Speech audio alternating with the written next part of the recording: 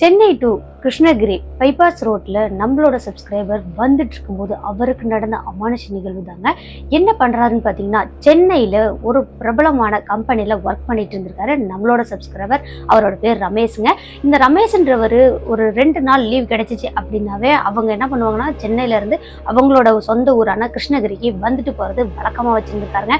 அதே போலதான் ஒரு நாள் இவரோட கம்பெனில 3 நாள் தொடர்ந்து லீவ் கிடைக்குதுங்க. அந்த லீவை நம்ம ஏன் சென்னையில இருந்து நம்ம ஸ்பெண்ட் பண்ணணும், நம்ம சொந்த ஊருக்கு போயிட்டு வந்துடலாம், நம்மளோட குடும்பத்தை போய் பார்த்துட்டு வந்துடலாம் அப்படின்னு நினைக்கிறாருங்க.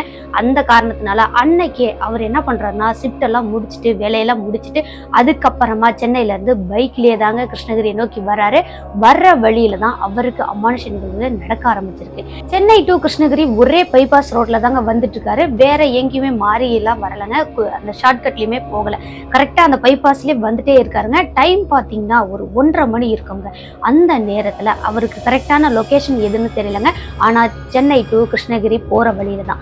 அந்த நேரத்துல தொடர்ந்து மழை பெஞ்சிட்டே இருக்குங்க. லேசான சாரல் மழை பெஞ்சிட்டே இருக்கு. இவரும் அந்த ஹெல்மெட் ரெயின் கோட்லாம் போட்டிருந்த காரணத்தினால தொடர்ந்து பைக்ல போய்கிட்டே இருக்காரு. எதிர்த்தபடி எந்த வண்டிகளும் அதிகமான வண்டிகள் வரவே இல்லைங்க. இவருக்கு பின்னாடி இருந்தும் எந்த வண்டிகளுமே அதிகமான பைக்குகளோ வாகனங்களோ கார்களோ அல்லது இந்த லோடு லாரிங்களோ எதுவுமே வரல. என்னடா இது ரொம்பவே வித்தியாசமா இருக்கு இன்னைக்கு நாள். அவரு இது வரைக்கும் அந்த அன்டைமுக்கு அவர் பைக்ல டிராவல் பண்ணதே கிடையாது அந்த பைபாஸ்ல. அந்த காரணத்தினாலேயோ என்னவோ தெரியலங்க, அவருக்கு அன்னைக்கு வித்தியாசமா தெரிஞ்சிருக்கு. சரின்னு இவரும் மீண்டும் பைக்கை நேரா அவரோட ஊரை நோக்கி போய்கிட்டே இருக்கும்போது டக்குனுங்க நல்லாவே பைக்கு ரோட பார்த்து ஓட்டிக்கிட்டே போயிட்டு இருந்தவர் டக்குன்னு ஒரு நபரை சந்திக்கிறாரு.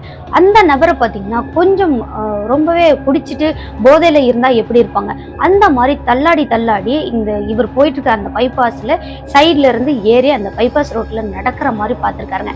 பார்த்தவர் என்னடா இப்படி நடந்து போய்கிட்டு இருக்காருன்னு அதை கடந்து போயிடலாம்னு நினைச்சுதாங்க அந்த நபரை பார்த்துக்கிட்டே இவரும் கடக்க ஆரம்பிக்கிறாரு. அப்போ அந்த நபர் என்ன பண்றாருன்னா, இவரை பார்த்து திரும்பினபடி திரும்பி இருக்காருங்க. திரும்பினதுக்கு அப்புறம் லிஃப்ட் கேட்கற மாதிரியும் கையையும் ஆட்டியிருக்காரு.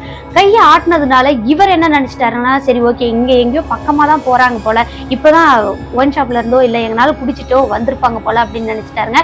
இவர் லிஃப்ட் கொடுக்கணும்னு அவர் நினைக்கவே இல்லை, ஏன்னா ரொம்ப போதையில இருக்காரு அப்படின்றதுனால. இருந்தாலும் அவர் லிஃப்ட் கேட்டுட்டே இருக்காரு, மழை வேற பெய்யுதுன்னு பைக்ல ஏறி உட்கார வச்சுக்கிட்டாருங்க இந்த ரமேஷ் அப்படின்றவரும். ரமேஷும் மறுபடியும் பைக் நேரா போய்கிட்டே இருக்குங்க. பின்னாடி இருந்த அந்த நபர்கிட்ட பேச்சு கொடுக்கலாம்னு நினைச்சாலும் ரொம்ப போதையில இருக்கிற மாதிரி ரொம்பவே ஸ்மெல் அடிச்சிருந்திருக்கு. கொஞ்ச நேரம் வரைக்கும் கேட்கலாமா வேணாமா, என்ன ஊருன்னு கேட்கலாமா வேணாமான்னு யோசனை பண்ணிக்கிட்டே இருந்தவர் நம்ம ஏன் யோசனை பண்ணிட்டு இருக்கணும், டக்குன்னு கேட்டுருவோமேன்னு அந்த நபர்கிட்டையும் நீங்க என்ன ஊருங்க போகணும், உங்க பேர் என்னங்க அப்படின்னு கேட்டிருக்காங்க. கேட்டதும் அவர் பின்னாடி உட்கார்ந்துருந்தார்ல, லிஃப்ட் கேட்டிருந்தார் இல்லையா, அந்த நபர் என்ன சொல்றாருன்னா, இன்னும் கொஞ்சம் தூரம் போப்பா, போனதுக்கு அப்புறம் அப்படியே இறக்கி விட்டுரு, நான் என்னோட ஊருக்கு போயிடுறேன், என்னோட ஊர் கொஞ்சம் உள்ள இருக்கு, நான் இந்த பைபாஸ்ல இருந்து கொஞ்சம் தூரம் நடந்து போகணும் அப்படின்னு சொல்லியிருக்காருங்க.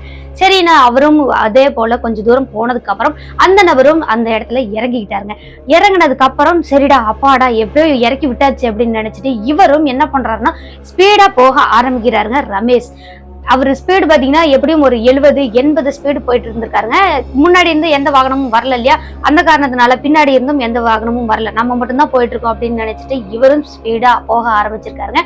ஃபுல்லா 2 பக்கமும் ஃபாரஸ்ட் ஏரியா, பயங்கரமான ஃபாரஸ்ட் ஏரியாவா இருந்திருக்கு. அந்த இடத்துல இவரும் நல்ல ஸ்பீடா போய்கிட்டே இருந்தவருக்கு டக்குன்னு இன்னொரு அதிர்ச்சி. என்னன்னு பார்த்தா கொஞ்ச தூரத்துக்கு முன்னாடி இறக்கி விட்ட அந்த பயங்கரமான குடிச்சிட்டு இருந்த மாதிரி இருந்தால அதே நபருங்க அங்க முன்னாடி நின்று மறுபடியும் இந்த ரமேஷ் அப்படின்றவர்கிட்ட லிஃப்ட் கேட்கற மாதிரி இருந்திருக்கு. இதை பார்த்தவருக்கு பயம் அதிகமாயிடுச்சுங்க. என்னடா நம்ம இப்பதான் இறக்கி விட்டோம், அந்த நபர் டக்குன்னு இங்க எப்படி வர முடியும், நம்மளே ஒரு 80 ஸ்பீட்ல வந்துட்டு இருக்கோம், இவர் எதுல வந்திருப்பாரு அப்படின்னு இவருக்கு பயம் அதிகமாயிடுச்சுங்க. மறுபடியும் நம்ம கிட்டே லிஃப்ட் கேட்கற மாதிரி இருக்கேன்னு இவரு அந்த இடத்துல லிஃப்ட் கொடுக்கவே இல்லைங்க, நிக்கவும் இல்லை, பைக் பாட்டு தொடர்ந்து போய்கிட்டே இருக்கு. ஆனா இவர் சைட்ல திரும்பி அந்த நபரை பார்த்துக்கிட்டே தான் போயிட்டு இருந்திருக்காரு. அதுக்கப்புறம் கொஞ்சம் நல்லாவே ரோட்டை பார்த்து ஓட்ட ஆரம்பிச்சுட்டாருங்க. மறுபடியும் கொஞ்சம் தூரம் ஒரு 200-250 மீட்டர் போயிருப்பாருங்க. நல்ல 80 ஸ்பீடு போயிட்டு இருந்த அந்த நபருக்கு டக்குன்னு மறுபடியும் இன்னொரு பேரதிர்ச்சி. என்னன்னு பார்த்தா அந்த நபர் மீண்டும் அங்க நின்றுட்டு லிஃப்ட் கேட்கற மாதிரி இருந்திருக்குங்க. அந்த இடத்துல லிஃப்ட் கேட்கும் போது அந்த நபரே கொஞ்சம் வித்தியாசமாகவும் விகாரமாகவும் இருந்திருக்காருங்க. இவர் அந்த ஹெட்லைட் வெளிச்சத்துல பார்த்துட்டே போறாரு. கண்ணெல்லாம் பாத்தீங்கன்னா ஃபுல்லா அப்படியே ரொம்ப டேமேஜ் ஆன மாதிரி இருக்கு. ஒரு கண்ணு மட்டும் வெளியே வந்திருக்கு, ஒரு கண்ணு உள்ள போன மாதிரி இருக்கு. அது மட்டும் இல்லாம இவங்களோட அந்த நபரோட தலை இருக்கு பாத்தீங்களா, தலையே பாதி அப்படியே ஓப்பன் பண்ணா எப்படி இருக்கும் அந்த மாதிரி இருந்திருக்குங்க. பார்த்த ரமேஷ்க்கு கொலையெல்லாம் நடுங்கி போயிடுச்சு. என்னடா இது வரைக்கும் பார்த்த வரைக்கும் ஓரளவுக்கு மனுஷன் மாதிரி இருந்தாங்க, இப்போ இவ்வளவு ஒரு ஆக்சிடென்ட் ஆனா எப்படி இருப்பாங்களோ அந்த மாதிரி இருக்காரு, என்னன்னு புரியலையேன்னு ரமேஷ் பைக்கை நிறுத்தவே இல்லைங்க. மீண்டும் தொடர்ந்து பைக்கை போய்கிட்டே இருக்கிறாரு. நல்லாவே மீண்டும் தொடர்ந்து போய்கிட்டே இருக்கும்போது இந்த ரமேஷ் அவர் வாழ்க்கையில மறக்கவே முடியாத அளவுக்கு ஒரு நிகழ்வு நடந்திருக்குங்க. என்ன நிகழ்வுன்னு பாத்தீங்கன்னா, இந்த ரமேஷ்க்கு பின்னாடி பைக்குக்கு பின்னாடி அந்த பைக் இப்படி பிடிச்சபடி ஒத்த கையில பிடிச்சபடியே அந்த உருவமானது பின்னாடி ஓடி வந்துட்டு இருக்க மாதிரி இருந்திருக்குங்க. பார்த்த ரமேஷ் அப்படியே நடுங்கி போயிட்டாருங்க. அடுத்து அவருக்கு என்ன பண்றதுன்னே புரியல. பைக் நல்லா ஸ்மூத்தா போய்கிட்டே இருக்கு, எப்பவும் போல போய்கிட்டே இருக்கு. ஆனா அந்த உருவம் மட்டும் பின்னாடி தொடர்ந்து துரத்தி வந்துட்டே இருக்க மாதிரி இருந்திருக்கு. பார்த்தவர் இதுக்கப்புறம் இன்னும் ஸ்பீடா போகணும் அப்படின்னு நினைச்சிட்டு மீண்டும் அவரோட ஃபுல் ஸ்பீட்ல போயிட்டு இருந்திருக்காருங்க. போனதுக்கு அப்புறமா கொஞ்சம் தூரம் போனதுக்கு அப்புறமா தாங்க இவருக்கு உயிரே வந்த மாதிரி இருக்கு. ஏன்னு பார்த்தா அங்க ஒரு பேக்கரி ஒண்ணு பார்த்திருக்காரு. பார்த்ததுக்கு அப்புறமா அப்பாடா பேக்கரி ஒண்ணு இருக்கு, அங்க ஆளுங்கெல்லாம் இருக்கிற மாதிரி தெரியுது, அங்க போயிட்டு சின்னதா டீயை குடிச்சிட்டு அதுக்கப்புறம் நம்ம போகலாம், கொஞ்சம் ரிலாக்ஸ் ஆனதுக்கு அப்புறம் போகலாம். இவ்வளவு பதட்டத்தோட இவ்வளவு பயத்தோட போனோம் அப்படின்னா நமக்கு ஏதாவது ஆகிரும் அப்படின்னு நினைச்சிட்டாருங்க. அதே மாதிரி அங்க பேக்கரி கிட்டையும் போயிட்டு வண்டியையும் நிறுத்திட்டாரு. நிறுத்தினதுக்கு அப்புறம் அந்த பேக்கரி ஓரளவுக்கு பாதியா சாத்தின மாதிரி இருக்குங்க. உள்ள ஆளுங்க இருந்திருக்காங்க. இந்த ரமேஷ் போயிட்டு பைக்கை நிறுத்தினதும் அங்க உள்ள இருந்து ஆளுங்க எட்டி பார்த்திருக்காங்க. என்னப்பா வேணும்னு கேட்கும்போது எனக்கு ஒரு டீ மட்டும் வேணும் அப்படின்னு சொன்னதுக்கு அப்புறமா தான் ஷட்டரை மேல தூக்கி விட்டுருக்காங்க. தூக்கி விட்டதுக்கு அப்புறம் டீயையும் போட்டு கொடுத்துட்டு ரமேஷோட முகமே சரியில்லாத மாதிரி ரொம்பவே பதட்டமா இருக்க மாதிரி இருந்திருக்குங்க. என்னப்பா ஆச்சு அப்படின்னு அந்த பேக்கரிக்காரரும் கேக்குறாங்க. ஒண்ணு இல்லைங்க, இந்த ஃபாரஸ்ட் ஏரியால வந்ததுனால அந்த மாதிரி இருக்கு அப்படின்னு சொல்லி சமாளிச்சுட்டாருங்க. அந்த விஷயத்த அவர்கிட்ட சொல்லல.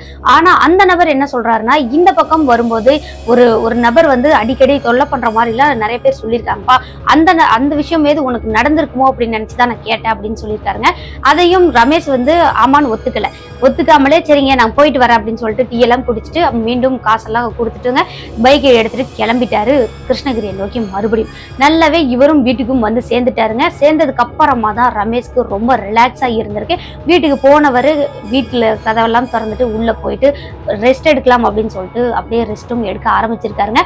அடுத்த நாள் காலையில பாத்தீங்கன்னா இந்த ரமேஷ்க்கு பயங்கரமான காய்ச்சலா இருந்திருக்கு. இவங்க அம்மா என்ன நினைச்சிட்டாங்கன்னா, ரமேஷ் நைட்ல கொஞ்சம் மழை பெஞ்சிச்சு இல்லையா, அந்த காரணத்தினால நனைஞ்சிட்டே வந்ததுனால கூட இப்படி இருக்கும் அப்படின்னு நினைச்சிட்டாங்க. சாதாரணமா காய்ச்சலுக்கு போடுற அந்த மாத்திரை அதுக்கப்புறம் ஹாஸ்பிட்டல் போயிட்டு வந்துட்டாங்க. ஆனா ரமேஷ்க்கு மட்டும்தான் தெரியும் அங்க நம்ம பயந்துருக்கோம் அப்படின்றது. அந்த விஷயத்த அவங்க அம்மா கிட்டையும் சொல்லல, அவங்க அப்பா கிட்டையும் சொல்லல ரமேஷ் அந்த பயந்த விஷயத்த. சரின்னு அன்னைக்கு நாள் அப்படியே கடந்துருச்சுங்க. ஆனா ரமேஷ்க்கு கொஞ்சம் கூட காய்ச்சலே குறையாமலே இருந்திருக்கு. என்னடா இது, இவ்வளோ நம்ம மாத்திரை ஊசி எல்லாமே போட்டுமே இவனுக்கு தொடர்ந்து காய்ச்சல் அடிச்சுட்டே இருக்கேன்னு இவங்க அப்பா அம்மா 2 பேருமே ஒரு கவனம் அவங்க மேல திருப்பி இருக்காங்க. ஆனாலும் அவங்களும் என்ன பண்றாங்கன்னா, சரி 2 நாள் ஆகட்டும், அதுக்கப்புறம் நம்ம பிளட் டெஸ்ட் எடுத்து அதுக்கப்புறம் ஏதாவது ட்ரீட்மெண்ட் பண்ணணும் அப்படின்னா சீக்கிரம் சரியாகிரும் அப்படின்னு நினைச்சிட்டு அதையும் அவங்களும் கேஷுவலா விட்டுட்டாங்க. ஆனா அன்னைக்கு நைட்டே நம்மளோட சப்ஸ்கிரைபர் ரமேஷ் அப்படின்றவருக்கு ஒரு திகிலான சம்பவம் நடந்திருக்கு. என்ன நடக்குதுன்னு பார்த்தா, இவங்க எல்லாருமே அவங்களோட அப்பா அம்மா 2 பேருமே ஹாலில் படுத்து தூங்கிட்டு இருக்கிறாங்க. ஆனா ரமேஷ் அப்படின்றவர் அவங்களோட ரூம்ல படுத்து தூங்கிட்டு இருந்திருக்காங்க. இந்த ரமேஷ் அப்படின்றவரோட ரூமுக்கு கதவு கிடையாது. ஹால்ல இருந்து பார்த்தாவே ரமேஷ் உள்ள இருக்காரா இல்லையா, என்ன பண்றாரு அப்படின்றது நல்லாவே தெரியும். அதே மாதிரிதான் அன்னைக்கு ரமேஷோட ரூம்ல லைட் எரிஞ்சுட்டே தாங்க இருந்திருக்கு. ரமேஷும் நல்ல ஆழ்ந்த தூக்கத்துல தூங்கிட்டு இருந்திருக்காரு. நல்ல ஆழ்ந்த தூக்கத்துல இருந்தவருக்கு திடீர்னு அவரோட கன்னத்துல ஏதோ சொட்டு சொட்டா விழுகிற மாதிரி இருந்திருக்கு. என்னடா இது, என்னமோ நம்ம மேல விழுகிற மாதிரி இருக்கேன்னு ரமேஷும் மெதுவா கண்ணை திறந்து பார்த்துருக்காருங்க. அப்படி திறந்து பார்க்கும்போது தூக்கி வாரி போட்டுருச்சிங்க. கண்ணுக்கு நேரா அப்படியே இவரோட பக்கத்திலேயே இவர் படுத்துட்டு இருக்காரு, அதுக்கும் பக்கத்திலேயே ஒரு உருவம் நின்றுட்டு இருக்கு. யாருன்னு பார்த்தா இந்த ரோட்ல லிஃப்ட் கேட்டாங்க பார்த்தீங்களா, அதே உருவம் தாங்க. வாயிலிருந்து அப்படியே ஜல்லு மாதிரி வடிஞ்சிட்டே இருந்திருக்கு. அதை பார்த்ததும் ரமேஷ்க்கு தூக்கி வாரி போட்டுச்சு. என்னடா இது, இவ இங்கேயும் வந்துட்டானேன்னு அப்போ டக்குன்னு எந்திரிச்சவரு கத்த முடியல, அவங்க அப்பா அம்மாவை கூப்பிட முடியல. ஆனா எழுந்து மட்டும் உட்கார்ந்துட்டாருங்க. அந்த உருவமானது கொஞ்ச நேரத்துல மீண்டும் இவரு கொஞ்சம் தூரம் கழிச்சு பார்த்தாரு இல்லையா, அதே மாதிரி மாதிரி, கண்ணெல்லாம் ஒரு கண்ணு உள்ளேயும் ஒரு கண்ணு வெளியே தொங்குற மாதிரியும், மண்டையெல்லாம் அப்படியே ஓபன் பண்ண மாதிரியும் இந்த மாதிரி பார்த்திருக்காரு. அப்படியே அந்த உருவம் மாறுறத பார்த்திருக்காரு. பார்த்ததும் இவருக்கு கத்தவும் முடியல, எந்திரிக்கவும் முடியல, அந்தாண்ட இந்தாண்ட அசைக்கவும் முடியல, எதுவுமே பண்ண முடியாம கொஞ்ச நேரம் தத்தளிச்சு போயிட்டாருங்க. அதுக்கப்புறமா அந்த உருவமானது மெதுவா ரமேஷ் கிட்ட வந்து ஏதோ கேட்குற மாதிரி இருந்திருக்கு. ஆனா அது புரியவே இல்லைங்க ரமேஷ்க்கு.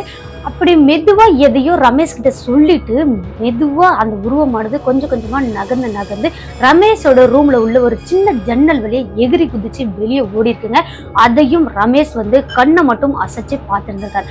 பார்த்ததுக்கு அப்புறமா தாங்க அந்த உருவம் வெளியே போயிடுச்சுன்னு கொஞ்சம் தைரியத்தை வர வச்சுட்டு இவரும் கத்த ஆரம்பிச்சிருக்காரு. அவங்க அப்பா அம்மா 2 பேருமே முழிச்சும் பார்த்துருக்காங்க. இவருக்கு பயங்கரமா கத்துனதுல அவங்க அப்பா அம்மா 2 பேருமே உள்ளேயும் ஓடி வந்திருக்காங்க. என்னடா ஆச்சு, என்ன ஆச்சு அப்படின்னு கேக்குறாங்க. அப்போ ரமேஷ் வந்து நடந்த விஷயம் எல்லாத்தையுமே சொல்லிட்டாருங்க. அங்க சென்னையில இருந்து வரும்போது பார்த்த அந்த உருவமும் இப்போ ரூம்ல பார்த்த அந்த நிகழ்வு எல்லாத்தையுமே சொல்லியிருக்காங்க. சொன்னதுக்கு அப்புறம் அவங்க அப்பா அம்மா 2 பேருமே ஏன்டா இதை முன்னாடியே சொல்லல, இதை தானே நீ முன்னாடியே சொல்லியிருக்கணும், இதனாலதான் உனக்கு காய்ச்சல் வந்துச்சா, பயந்தியா, என்ன நடந்துச்சு அப்படின்றத டீட்டெயிலா கேட்க ஆரம்பிச்சிருக்காங்க. ரமேஷும் அந்த விஷயம் எல்லாத்தையுமே டீட்டெயிலா தெளிவா சொல்லியிருக்காங்க. சொன்னதுக்கு அப்புறம் சரி ஓகே, இன்னைக்கு எந்த பிரச்சனையும் இல்லை, நீ வந்து சாமி நீரை எடுத்து வச்சுட்டு தூங்கு, இதுக்கப்புறம் உனக்கு எந்த பிரச்சனையும் வராது அப்படின்னு சொல்லியிருக்காங்க. சொன்னதுக்கு அப்புறம் ரமேஷும் எழுந்து போய் சாமி படுத்துக்கிட்டே இருக்கிற அந்த திருநீரையும் எடுத்து வச்சுட்டு அதுக்கப்புறம் வந்து படுத்து தூங்கியிருக்காரு. தூங்கினதுக்கு அப்புறம் அடுத்த நாள் காலையில விடியுதுங்க. விடிஞ்சதும் இந்த ரமேஷோட ஆக்டிவிட்டிஸே கொஞ்சம் சேஞ்ச் ஆயிருக்கிற மாதிரி அவங்க அப்பா அம்மா 2 பேருமே பார்த்துருக்காங்க.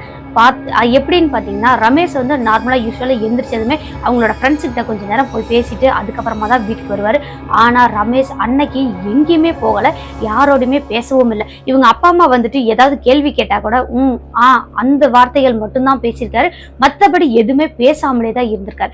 என்னடா இவன் இப்படி இருக்கானே, நைட்டு வேற கொஞ்சம் பயந்துட்டேன்னு சொன்னானே, இவனுக்கு ஏதாவது பிரச்சனையா அப்படின்றது இவங்க அப்பா அம்மா 2 பேரும் யோசிக்க ஆரம்பிச்சிருக்காங்க. அன்னைக்கு சாயந்தரமே ரமேஷ் இன்னுமே வித்தியாசமா மாறி இருக்காரு. எப்படின்னு பாத்தீங்கன்னா மதியம் வரைக்கும் வெளியே எங்கேயுமே போகாம அவங்க அப்பா அம்மா கூட பேசாம இருந்த அந்த நபர் டக்குன்னு சட்டையெல்லாம் எடுத்து போட்டுக்கிட்டு கடகடன்னு கிளம்பி எங்கேயோ போயிருக்காருங்க. போன நபர் சாயந்தரம் வரைக்கும் வரவே இல்லை. ஈவினிங் ஒரு 6:30-7 மணி பக்கம் ஆயிடுச்சுங்க. அந்த நேரத்துல தான் ரமேஷ் வந்து வீட்டுக்கே வந்திருக்காரு. வீட்டுக்கு வர கோலமே ரொம்பவும் வித்தியாசமா இருந்திருக்குங்க. வழக்கமா இந்த ரமேஷ் அப்படின்றவரு எப்பயாவது தான் குடிப்பாராங்க, குடிச்சாலுமே குடிச்ச மாதிரி தெரியாதாம், அப்படியே வீட்டுல வந்து அமைதியா படுத்து தூங்கிடுவாராம். ஆனா அன்னைக்கு பயங்கரமா தலையே அப்படி நிக்காத அளவுக்கு குடிக்கிறாங்கன்னு சொல்லலாம். அது மாதிரி அப்படி தள்ளாடி வீதியில நடந்து வந்துட்டு இருக்காங்க. அந்த விஷயம் இவங்க அப்பா அம்மா 2 பேருக்குமே அந்த விஷயத்த வீதியில உள்ள ஒரு நபர் சொல்லியிருக்காங்க. சொன்னதுக்கு அப்புறம் அவங்களும் வெளியே ஓடி வந்து பாக்குறாங்க. பார்த்தா அந்த தெருவிலேயே ரோட்ல அந்த பக்கம் இந்த பக்கம் தள்ளாடி கீழே விழுந்து அப்படிதாங்க அந்த ரமேஷ் வீடு வந்து சேர்ந்திருக்காரு. வீட்டுக்கும் வந்தவர் வீட்டுக்குள்ளேயும் வரலங்க, வாசப்படியிலே உட்கார்ந்துட்டு உளறிட்டே இருக்கிறது, எதையோ அவருக்குள்ளேயே அவர் பேசிட்டே இருக்கிற மாதிரி ரொம்ப வித்தியாசமா இருந்திருக்கு. இந்த நிகழ்வை பார்த்ததும் அவங்க அப்பா அம்மா 2 பேரும் பயங்கரமா அழுகவும் ஆரம்பிச்சிருக்காங்க. என்னடா இப்படி பண்ண ஆரம்பிச்சிட்ட அப்படின்னு அவங்க ரமேஷையும் திட்டிட்டு அதுக்கப்புறம் அந்த ரமேஷை வந்து நார்மல் நிலைமைக்கு கொண்டுட்டு வரதுக்கு தண்ணி எல்லாம் ஊத்துறது அவங்களும் என்னென்னமோ பண்ணி பார்த்துருக்காங்க. இருந்தாலும் ரமேஷ் வந்து அந்த போதையில இருந்தா எப்படி இருப்பாங்க, வளரு பேசுறது அந்த மாதிரியே இருந்திருக்காங்க. வீட்டுக்குள்ளேயும் கூட்டிட்டு வந்துட்டாங்க. வீட்டுக்குள்ள கூட்டிட்டு வந்துட்டு தலையெல்லாம் தோட்டிட்டு அதுக்கப்புறம் சட்டையெல்லாம் மாத்தி விட்டுட்டு ரூம்லயும் படுக்க வச்சுட்டாங்க. படுத்ததுக்கு அப்புறம் கூட அமைதியாவே இல்லைங்க. நான் அங்க போறேன் அப்படின்னு சொல்லிட்டு இந்த ரூம்ல இருந்து வெளியே ஹாலுக்கு ஓடி வந்துட்டே இருந்திருக்காரு. இவங்க அப்பாவும் கண்ட்ரோல் பண்ணி பாக்குறாங்க, அவர் நிக்கவே இல்லை. விடுங்க நான் போறேன், என்னை விடுங்க நான் போறேன்னு அவங்க அப்பாவையும் மீறிட்டு அவர் மறுபடியும் வீட்டுக்குள்ள இருந்து வெளியே தாங்க ஓடிட்டு இருக்காரு. ஓடினவர் நேரா அவங்களோட ஊர் என்ட்ரன்ஸ்ல ஒரு பஸ் ஸ்டாண்ட் ஒன்று இருக்குங்க, அங்க போய் படுத்துட்டாராம். அங்க போனதுக்கு அப்புறம் அவங்க அப்பா அம்மா 2 பேரும் அழுதுகிட்டே பின்னாடியே போய் கூப்பிட்டாலும் நான் வரல அப்படின்னு சொல்லி தீர்க்கமா இருந்திருக்காருங்க. அவங்களோட ஃப்ரெண்ட்ஸ், ரமேஷோட ஃப்ரெண்ட்ஸ் எல்லாம் இருப்பாங்களே, அவங்களாம் என்ன சொல்றாங்கன்னா, சரிம்மா நீங்க போங்க, நான் வந்து சமாதானம் பண்ணி அவனை வீட்டுக்கு கூட்டிட்டு வரேன்னு சொல்லி அவங்க அப்பா அம்மா 2 பேருமே வீட்டுக்கு அனுப்பி வச்சுட்டாங்க. இவங்க ஃப்ரெண்ட்ஸை பார்த்தாலுமே அடிக்கிறது, கெட்ட வார்த்தையை திட்டுறது இந்த மாதிரியே இருந்திருக்காருங்க.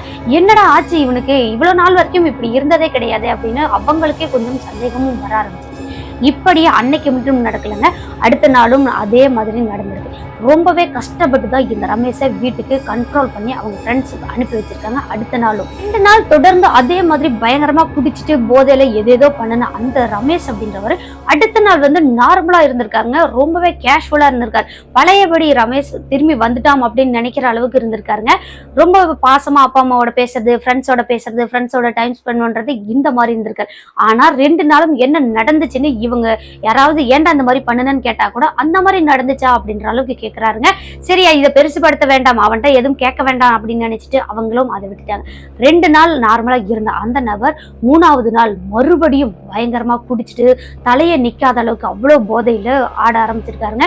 அந்த தெருவுலயே பயங்கரமா அந்த பக்கம் இந்த பக்கம் சுத்திக்கிட்டே கெட்ட கெட்ட வார்த்தையை யாரா பார்த்தாலும் திட்டிக்கிட்டு இந்த மாதிரியே இருந்திருக்காரு. இவங்க அப்பா அம்மா என்ன பண்றாங்கன்னா, இவன் இப்படியே இருக்க மாட்டானே, என்னடா பண்றதுன்னு நினைச்சிட்டு அவங்களும் 1 வாரம் வரைக்கும் பொறுத்து பாக்குறாங்க. 2 நாள் வந்து நார்மலா இருக்கிற ரமேஷ் அடுத்த 3 நாளைக்கு வந்து ரொம்பவே வித்தியாசமா நடந்துக்கிறானே அப்படின்னு நினைச்சிட்டு இவங்களும் ஒரு சந்தேகத்தின் அடிப்படையில தாங்க இவங்களோட குலதெய்வத்துக்கு போலான்னு முடிவு பண்றாங்க.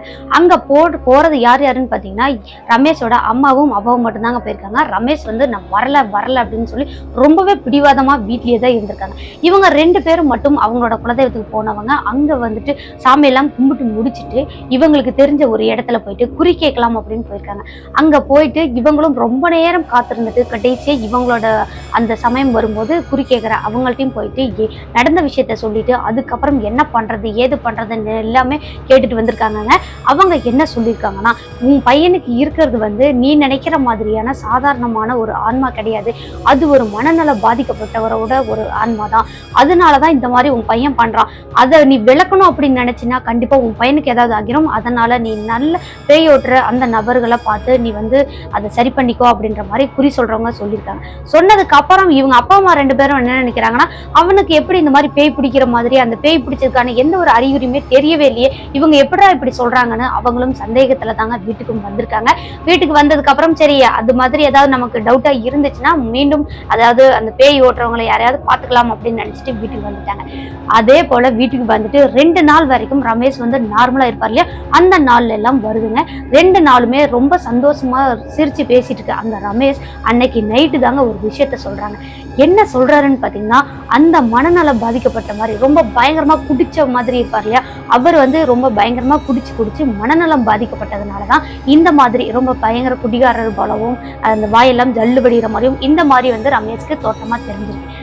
அந்த நபர் வந்து அடிக்கடி என் கனவுல வர மாதிரி வராருமா, அது மட்டும் இல்லாம வா போலான்னு என்னை கூப்பிடுற மாதிரி இருக்கு, நீ வரல அப்படின்னா நான் உன்னை கூட்டிட்டு தான் போவேன்ற மாதிரியும் எனக்கு நிறைய டைம் அந்த மாதிரி தோணுதுமா, நிஜமாவே எனக்கு நடக்கிற மாதிரி இருக்கு, நான் பகல்ல முடிச்சிட்டு இருந்தா கூட அந்த நபரோட அந்த உருவம் வந்து எனக்கு அடிக்கடி தெரியுது அப்படின்னு இந்த ரமேஷும் அவங்க அம்மா கிட்ட அன்னைக்கு நைட் சொல்லிட்டு இருந்திருக்காரு. அந்த நபர் யாரு என்னன்றதே எனக்கு தெரியல, ஆனா நான் லிஃப்ட் கொடுத்தது மட்டும்தான் எனக்கு நல்லா ஞாபகம் இருக்கு, அவரு பின்னாடியே வந்துட்டே இருக்காரு, நான் என் ஃப்ரெண்ட்ஸோட பேசிட்டு இருந்தா கூட வா போலான்னு என்னை தனிமையில கூப்பிட்டுட்டே இருக்காரு, அதுக்கப்புறம் எனக்கு என்ன நடக்குதுன்றதே எனக்கு தெரியவே இல்லை அப்படின்னு ரமேஷ் வந்து அவங்க அப்பா அம்மா கிட்ட சொல்லிட்டாருங்க. அன்னைக்கு நைட்டு தூங்கறதுக்கு முன்னாடியே சொல்லிட்டாரு. இவ்வளவு விஷயம் நடந்த எல்லாத்தையுமே சொல்லிட்டு அதுக்கப்புறமா தான் ரமேஷ் அன்னைக்கு நைட்டு தூங்கவே ஆரம்பிச்சிருக்காருங்க. அடுத்த நாள் காலையில எந்திரிக்கிறாரு. எப்பவும் போல ரொம்பவே அந்த பயங்கரமா குடிச்சிட்டு திரியறது, அதுக்கப்புறம் அந்த அசிங்கமா பேசுறது அந்த மாதிரி இருந்திருக்காருங்க.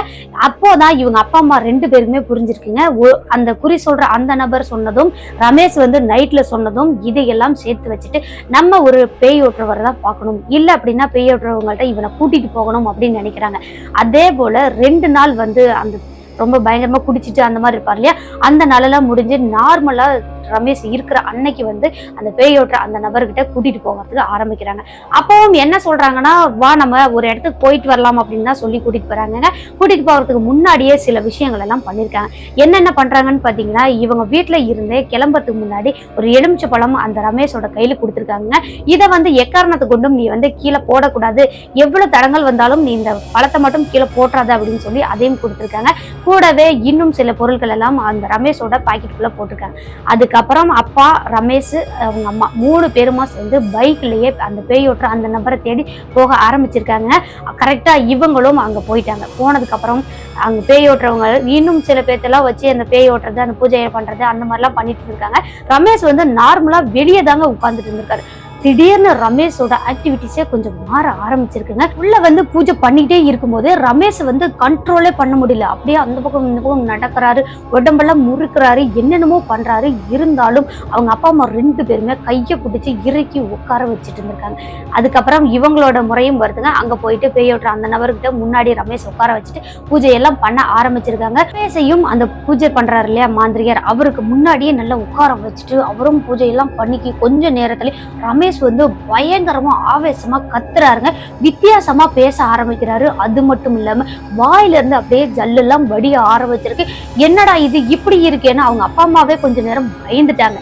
கூடவே இந்த பேயோட்ட அந்த நபர் என்ன சொல்றாங்கன்னா, நீங்க வந்து குறுக்க வரக்கூடாது, இது வந்து உங்க பையன் கிடையாது, உங்க பையனோட உடம்புல இருக்க அந்த ஆன்மா தான், உங்க பையனுக்கு எந்த ஒரு பிரச்சனையுமே வராது, நான் காப்பாத்தி கொடுக்குறேன்னு அவர் சொன்னதுக்கு அப்புறம் அவங்க அப்பா அம்மா 2 பேருமே வெளியே அனுப்பிச்சு விட்டுட்டு ரமேஷை மட்டும்தாங்க உள்ள வச்சிருந்து பூஜையெல்லாம் பண்ணி முடிச்சுட்டு ஒரு வழியா 1 மணி நேரத்துக்கு அப்புறமா தான் அந்த மாந்திரியர் கதவை திறந்து வச்சிருக்காங்க. அதுக்கப்புறமா இந்த ரமேஷ் அப்படின்ற கொஞ்சம் மயக்க நிலையில இருக்கிறத பார்த்தா அவங்க அப்பா அம்மா 2 பேரும் அப்படியே பதறிக்கிட்டு உள்ள ஓடுறாங்க. ஓடி போனதுக்கு அப்புறம் என்ன ஆச்சு என் பையனுக்கு என்ன ஆச்சு, ஏன் இப்படி இருக்கான் அப்படின்னு கேட்க ஆரம்பிக்கிறாங்க. அப்போ அந்த பேய் ஓட்டுற அந்த நபர் என்ன சொல்றாங்கன்னா, உன் பையனுக்கு அந்த பேயெல்லாம் ஓட்டி முடிச்சாச்சுமா, அதனாலதான் இந்த மாதிரி ரொம்ப டயர்டா இருக்கான் அப்படின்னு சொல்லியிருக்காங்க. என்ன ஆச்சு, யார் அந்த ஆன்மா, என்ன சொல்லுச்சு அப்படின்ற விஷயத்தெல்லாம் கேட்க ஆரம்பிச்சிருக்காங்க. அப்போ அந்த பேய் ஓட்டுற நபர் என்ன சொல்றாங்கன்னா, ரொம்பவே பயங்கரமா குடிச்சு மனநலம் பாதிக்கப்பட்ட ஒருத்தரோட அந்த ஆன்மா தாமா இப்போ உன் பையனை பிடிச்சிருக்கு. அந்த பைபாஸ் ரோட்ல தான் அந்த பயங்கரமா குடிச்சிட்டு மனநலம் பாதிக்கப்பட்டுச்சு இல்லையா, அப்போ கூட யாராவது சரக்கு வச்சிருக்காங்க அப்படின்னா வாங்கி குடிச்சிட்டு அந்த பைபாஸ்ல தான் அந்த பக்கம் இந்த பக்கம் நடந்துட்டே இருப்பாங்களாம். அவங்களோட கிராமத்துக்காரங்க யாராவது பார்த்தாங்க அப்படின்னா அந்த கிராமத்துக்கு கூட்டிட்டு போயிருவாங்களாம். அப்படி ஒரு நாள் தாங்க இவன் இந்த பைபாஸ்ல நடந்து போயிட்டு இருக்கும்போது ஒரு லாரி ஆக்சிடென்ட்ல அந்த நபர் அங்க இறந்து போயிட்டாங்க. இறந்த இடத்துலதான் ஃபர்ஸ்ட் ரமேஷ் பார்த்தாரு இல்லையா, அந்த இடம் தாங்க அவர் இறந்த இடம். அங்க இருந்துதான் ரமேஷை பின்தொடர்ந்து வந்திருக்கேன்.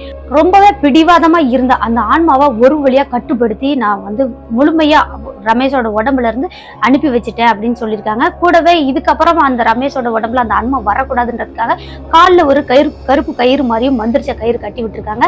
அதுக்கப்புறம் ஒரு தாய் தும்மனும் கட்டி விட்டுருக்காங்க ரமேஷ்க்கு.